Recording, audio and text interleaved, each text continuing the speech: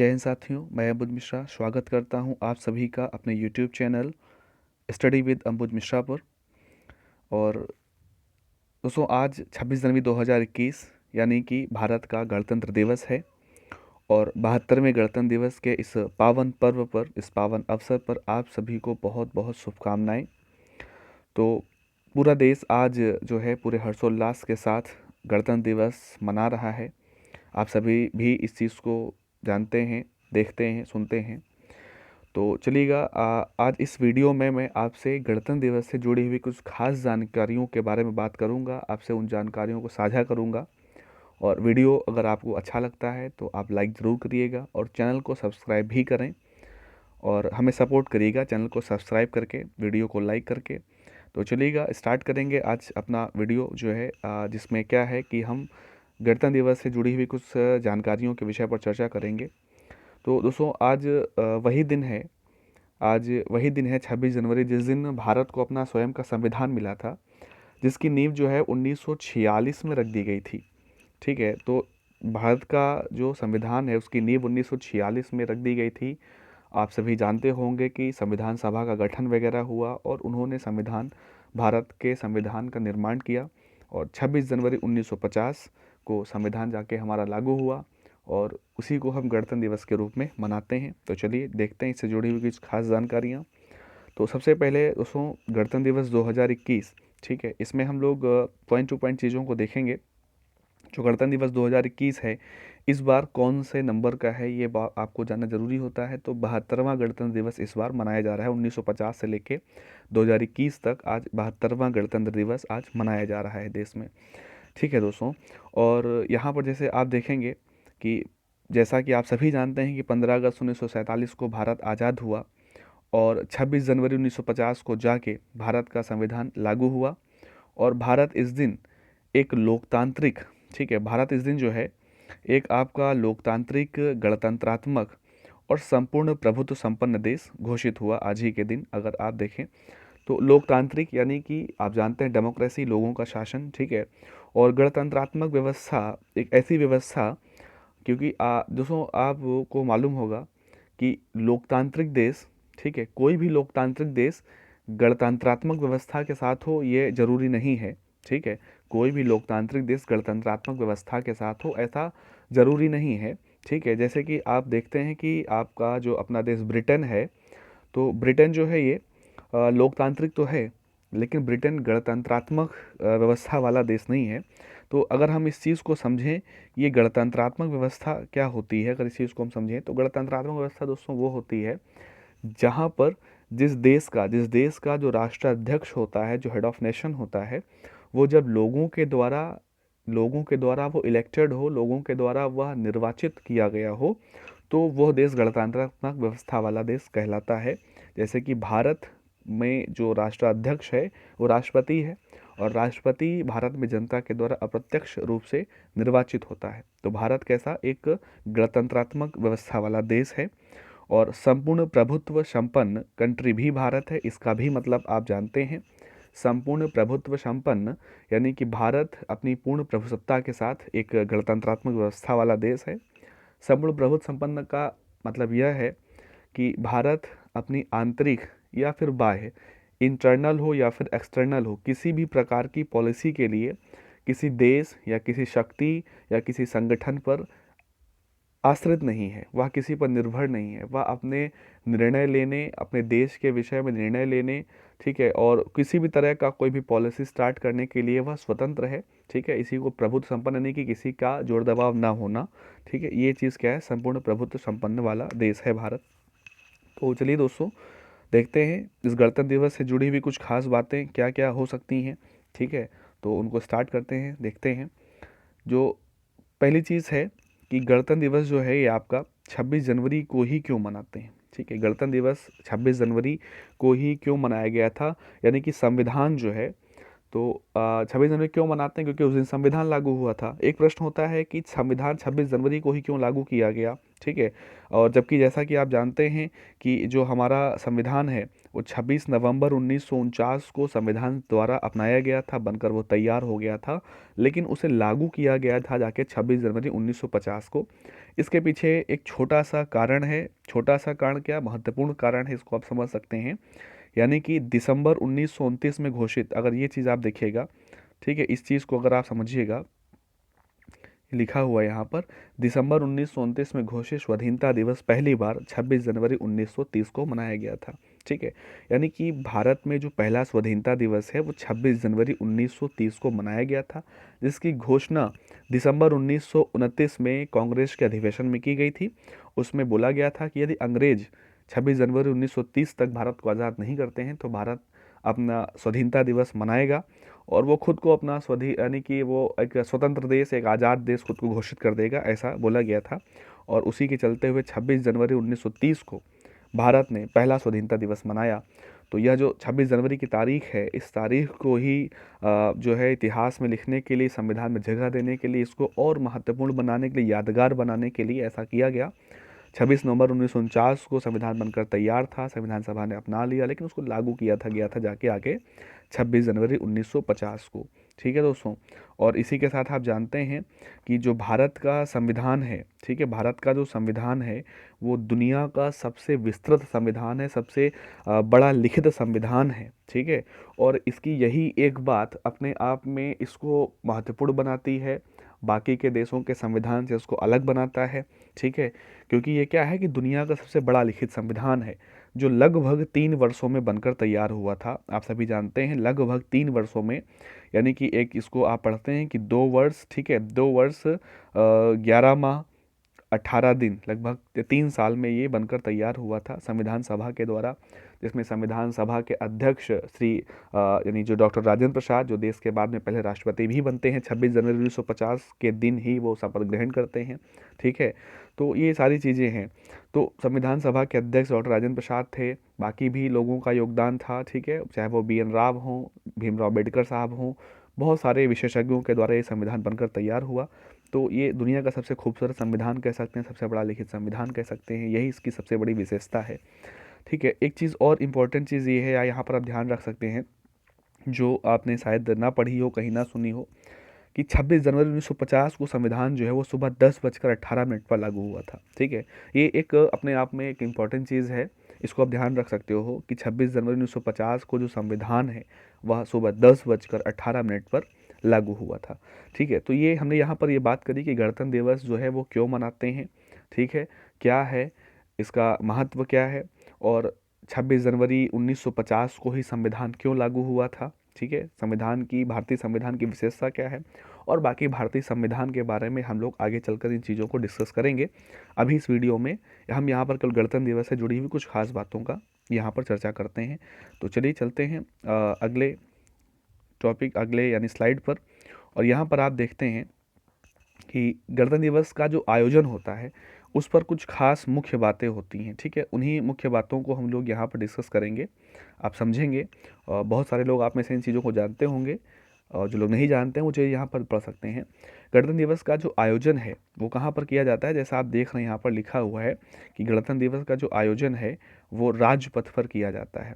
अभी जो राजपथ है ये क्या है, कहाँ पर है, ठीक है, इसको अगर आप समझते हैं तो इसको आसान भाषा में आप क्या कह सकते हो कि राष्ट्रपति भवन, प्रेसिडेंट जो हाउस है, राष्ट्रपति भवन है, वहाँ से इंडिया गेट होते हुए ध्यानचंद राष्ट्रीय स्टेडियम, जो मेजर ध्यानचंद स्टेडियम है दिल्ली में, ठीक है, तो वहाँ से राष्ट्रपति भवन से लेकर ध्यानचंद राष्ट्रीय स्टेडियम तक बीच में इंडिया गेट होते हुए ये जो पूरा एक मार्ग है, इसी को पूरा राजपथ बोला जाता है, और हर साल यहीं पर इसका आयोजन किया जाता है, ठीक है। तो भारत के जो राष्ट्रपति हैं, ठीक है, भारत के राष्ट्रपति राजपथ पर ध्वज फहराते हैं, जिसे संविधान में फ्लैग अनफर्लिंग कहा जाता है, ठीक है। इस चीज़ को आप समझ सकते हैं, फ्लैग अनफर्लिंग, ठीक है, यानी कि झंडा फहराया जाना, ठीक है, ये चीज़। और एक बहुत ही खास बात आप याद रखेंगे, हम लोग बोलते हैं कई बार ध्वजारोहण या फिर ध्वज फहराना, ठीक है, दोनों अलग अलग बातें होती हैं। आप गणतंत्र दिवस, अगर गणतंत्र दिवस का आयोजन हो रहा है तो वहाँ पर ध्वजारोहण नहीं होता है, वहाँ पर ध्वज को फहराया जाता है, ठीक है। जबकि जो ध्वजारोहण होता है, जो झंडारोहण जिसको कहते हैं, वो आपका 15 अगस्त 1947 यानी कि जो जब स्वतंत्रता दिवस के अवसर पर कुल मिला के आप कह सकते हैं कि ध्वजारोहण किया जाता है, और गणतंत्र दिवस के अवसर पर झंडे को फहराया जाता है, फ्लैग अनफर्लिंग जिसको बोलते हैं। ठीक है। इसमें अंतर क्या होता है कि ये जो है स्वतंत्रता दिवस पे जब ध्वजारोहण होता है तो उसमें एक रस्सी जो होती है वो नीचे से वो खींचा जाता है और ध्वज जो है वो ऊपर जाता है। ठीक है। आप लोगों ने देखा होगा टीवी पर कार्यक्रम में कि ध्वज ऊपर की ओर जाता है और फिर वहाँ पर जाके वो खुलता है। जबकि गणतंत्र दिवस में क्या होता है, ऐसा कुछ नहीं होता है। गणतंत्र दिवस पर ध्वज पहले ही ऊपर लगा होता है, केवल उसको खोलना होता है। ठीक है, जिसको कहते हैं फ्लैग अनफर्लिंग। तो ये झंडा फहराया जाता है गणतंत्र दिवस पर, इस चीज़ को ध्यान रखेंगे, कई लोगों को इस पर कन्फ्यूजन होता है और वो जो है बात बात में ध्वजारोहण बोल देते हैं कि 26 जनवरी को गणतंत्र दिवस पर ध्वजारोहण का कार्यक्रम तय हुआ। ध्वजारोहण नहीं, ध्वज को फहराया जाता है। ठीक है। अब यहाँ पर देते परेड, आप लोग देख रहे हैं टीवी पर, आप लोगों ने देखी होगी, आज देख रहे होंगे। ठीक है। 8 किलोमीटर लंबी परेड का आयोजन होता है, जिसमें क्या होता है कि सैन्य बलों की टुकड़ियां हैं, ठीक है, सशस्त्र बलों की टुकड़ियां, सांस्कृतिक झांकियां आदि वगैरह। जैसे आप देखते हैं कि हर स्टेट की झांकी निकलती है, कि हर सभी मंत्रालयों की झांकी निकलती है। ठीक है। और उसके बाद उसमें फिर उनको पुरस्कार भी मिलता है कि सबसे अच्छी झांकी कौन सी रही। ठीक है। सैन्य बलों की टुकड़ियाँ होती हैं, सेना की जो टुकड़ियाँ अपने करतब दिखाती हैं, बाइक सवार सैन्यकर्मी अपने करतब दिखाते हैं। ठीक है। ये सारी जितनी की कुल मिला के जो है सशस्त्र जो बल हैं उनकी ताकत का प्रदर्शन यहाँ पर किया जाता है। ठीक है। किसमें, परेड में। ठीक है। ये चीज़ आप जानते हैं, देखते होंगे, देख रहे होंगे परेड वगैरह में। हालांकि इस बार 2021 के 72वें गणतंत्र दिवस में परेड को छोटा किया गया, यानी कि लंबाई इसकी कम की गई है, 8 किलोमीटर नहीं होगी। और इसमें झांकियाँ भी इस बार कम हैं, सैन्य बलों की टुकड़ियाँ भी यहाँ पर बहुत कम यानी सीमित संख्या में है, क्योंकि आप जानते हैं कोविड का समय है, इस वजह से ऐसा सब कुछ यहाँ पर हो रहा है। ठीक है। चलिए आगे बात करते हैं, समझते हैं कि राजपथ पर पहली परेड। ठीक है। इस चीज़ को बहुत ही आप ध्यान रखोगे अच्छे से। राजपथ पर पहली परेड 1955 में हुई थी। हाँ, यानी कि जो आप परेड देख रहे हैं ना, जो राजपथ पे 1955 जो होती है, अभी हमने बताया परेड पर। ठीक है। राजपथ जो आपका राष्ट्रपति भवन से लेके मेजर ध्यानचंद स्टेडियम तक है, इंडिया गेट होते हुए, ये जो पूरा राजपथ है, इस पर जो परेड हो रही है कब से हो रही है, 1955 से हो रही है। इसके पहले 1950 से लेकर 1954 तक अलग अलग स्थानों पर परेड का आयोजन हुआ था, लेकिन राजपथ पर जो परेड हो रही है वो 1955 में हुई थी। और उस परेड में उस आयोजन में जो मुख्य अतिथि थे वो थे पाकिस्तान के गवर्नर जनरल, ये नाम लिखा हुआ है सामने आपके, इसमें देखना है कि जनरल मलिक गुलाम मोहम्मद। ठीक है, ये मुख्य अतिथि थे। तो ये आपके लिए बेहतरीन क्वेश्चन हो सकता है कि राजपथ पर परेड का आयोजन कब से किया जा रहा है, तो 1955 से। ठीक है। पहली बार हुई राजपथ की परेड में मुख्य अतिथि कौन था, तो पाकिस्तान के गवर्नर जनरल गुलाम मलिक मोहम्मद थे। और यहाँ पर और क्या चीज़ें होती हैं अगर आप देखें, राष्ट्रगान के दौरान, यानी स्टार्टिंग राष्ट्रगान से होती है, झंडारोहण से, सॉरी ध्वजारोहण नहीं, ध्वज को फहराने के साथ साथ जो फहराया जाता है 21 तोपों की सलामी के साथ इसकी स्टार्टिंग होती है। और 21 तोपों की सलामी जो है वो भारतीय सेना की, 21 तोपों की जो सलामी है वो भारतीय सेना की 7 तोपों के द्वारा दी जाती है।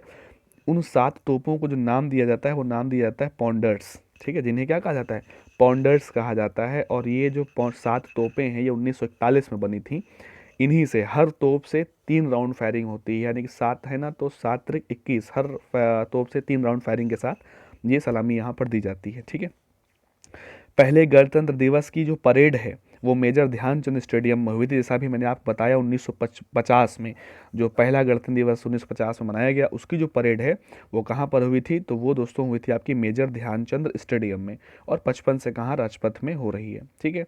यहाँ पर एक बात अगर और आप देखें, यहाँ पर लिखा हुआ है कि इस परेड में क्या होता है, यहाँ पर अगर आप देखें क्या लिखा है, एक मिनट, स्लाइड जो है वो बंद हो गई। हाँ, ठीक है।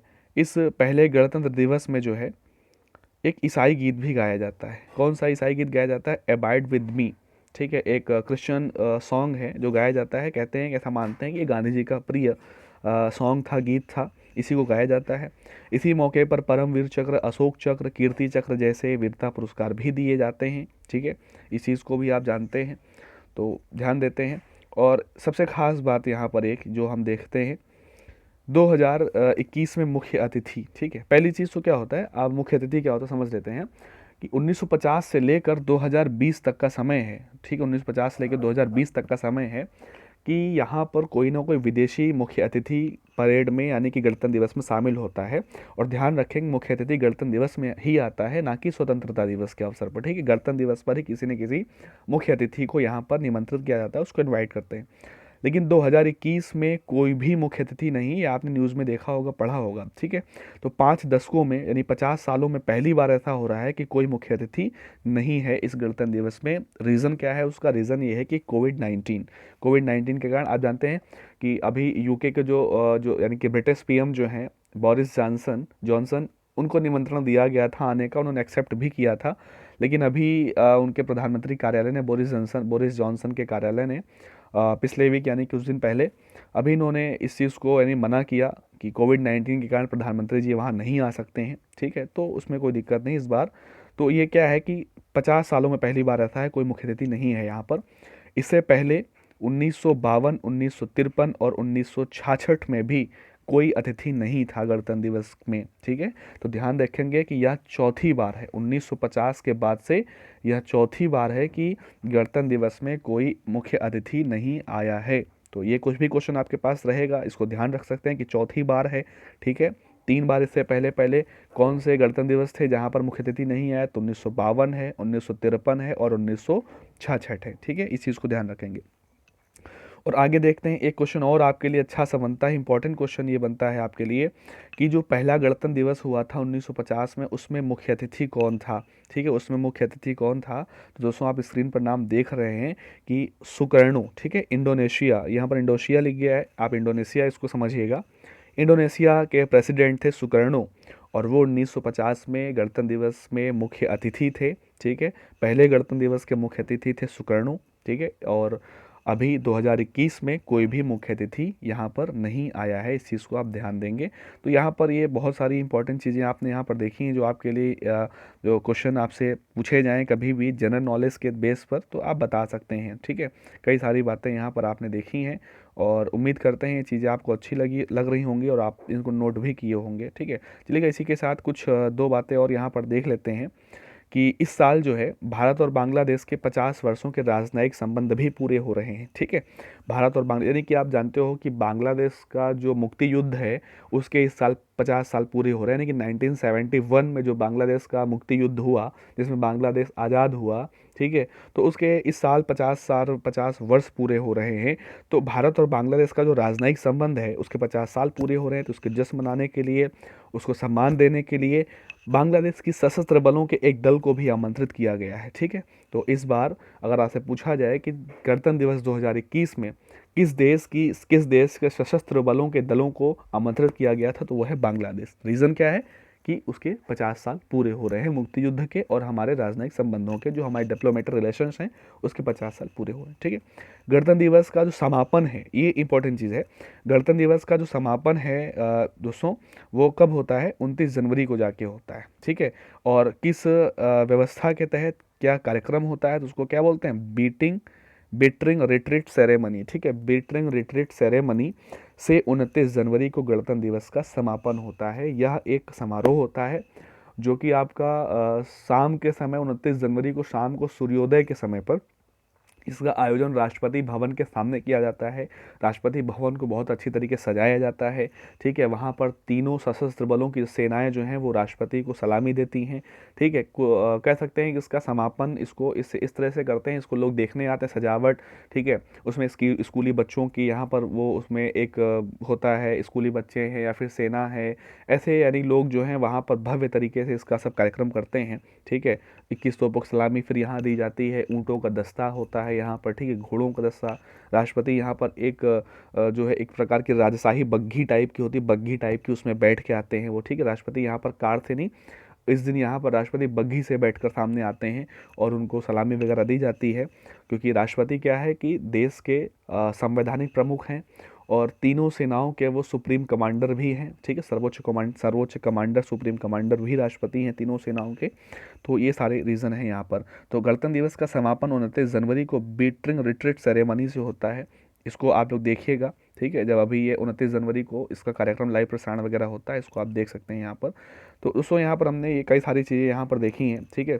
और भी इसमें बहुत सारी बातें हैं जो हम आपको बता सकते हैं, डिस्कस कर सकते हैं, ठीक है।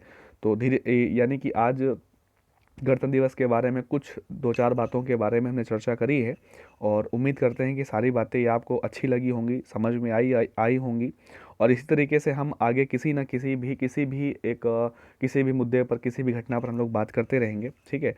तो वीडियो अगर अच्छा लगता है आपको, तो आप चैनल को लाइक, कमेंट और सब्सक्राइब जरूर करिएगा, ठीक है, और हमें सपोर्ट करिएगा इसी के साथ। और बाकी जो है आप बताइएगा कि आपको कौन से सब्जेक्ट पर क्या कैसे पढ़ना है। आप लोग यहाँ पर आप कमेंट में जाके बता सकते हैं। बेसिकली ये जो हमारा कार्यक्रम होगा जो इस चैनल पे, वो जनरल नॉलेज को लेकर, जनरल स्टडी को लेकर, यहाँ पर हम किसी भी पहलू पर, किसी भी मुद्दे पर, ठीक है, अलग अलग मुद्दे पर जो इश्यूज़ होंगे, घटनाएं हैं राष्ट्रीय अंतर्राष्ट्रीय, उन पर यहाँ पर हम बात करेंगे और प्रयास करेंगे कि इन चीज़ों को आपको मैं समझा पाऊँ अच्छे से, ठीक है, आप समझ पाइएगा, आपके लिए वो हेल्पफुल हों। तो इसी के साथ हम अपना वीडियो समाप्त करते हैं, और आप वीडियो को लाइक करना मत भूलिएगा, चैनल को सब्सक्राइब जरूर करिएगा, ठीक है। मिलते हैं अपने अगले किसी टॉपिक पर, और आप लोग कमेंट बताइएगा कि वीडियो कैसा लगा आप लोगों को, और आप लोगों को कौन से टॉपिक पर क्या आपको चर्चा करनी है, क्या आप जानना चाहते हैं, क्या पढ़ना चाहते हैं, उस पर हम लोग चर्चा करेंगे। तो समाप्त करते हैं आज की वीडियो को। एक बार पुनः आपको गणतंत्र दिवस की हार्दिक शुभकामनाएं। मिलते हैं अपने अगले वीडियो में, तब तक आप स्वस्थ रहिएगा, मस्त रहिएगा। जय हिंद।